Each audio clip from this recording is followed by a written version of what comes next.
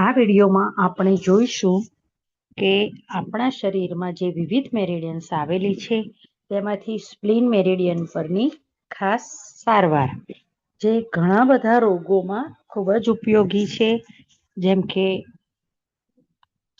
Blood disorder, કોઈ પણ પ્રકારના બ્લડ ડિસઓર્ડર હોય, HbTC, DC, પ્લેટલેટ્સ કાઉન્ટ એ વગેરેમાં તકલીફ હોય, મેટાબોલિક ડિસઓર્ડર એટલે કે તમારા ડાયજેસ્ટિવ સિસ્ટમ રિલેટેડ પ્રોબ્લેમ હોય, diabetes, cholesterol, uric acid, low BP, WBC, RBC, platelets વગેરેની તકલીફ હોય ત્યારે આપણે સ્પ્લીન મેરિડિયન પર સારવાર કરીશું.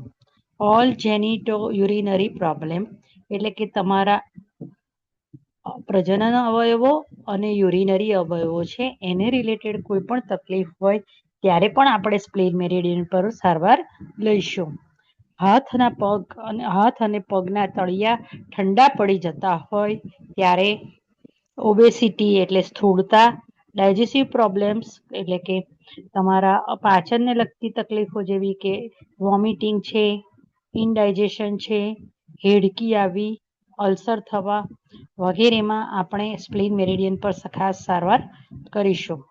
લેક ઓફ એપેટાઇટ એટલે કે ભૂખ ન લાગવી, ઝાડા, ઇરેગ્યુલર મેન્સ્ટ્રુએશન, તો ખાસ કરીને નાભી અને નાભીની નીચેના આસપાસના જે અવયવો છે એની સારવાર માટે આપણે અહીંયા સ્પ્લીન મેરિડિયનની સ્પેશિયલ ટ્રીટમેન્ટનો ઉપયોગ કરીએ છીએ.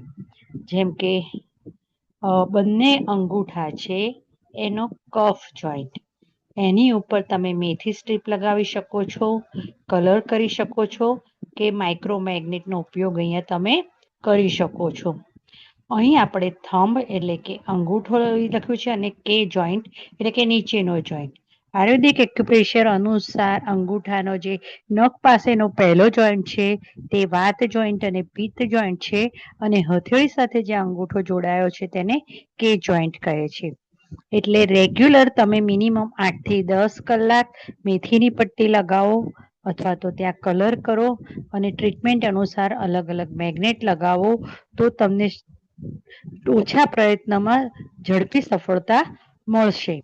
સ્પ્લીન મેરિડિયન તમારા શરીરમાં આવેલી એક એવી મેરિડિયન છે ઉર્જા પ્રવાહ પથ જે તમારા અંગૂઠાથી શરૂ થઈ તમારા પગમાં થઈ પેટ છાતી પાસે તમારા પાંસળા પાસે પૂરી થાય છે.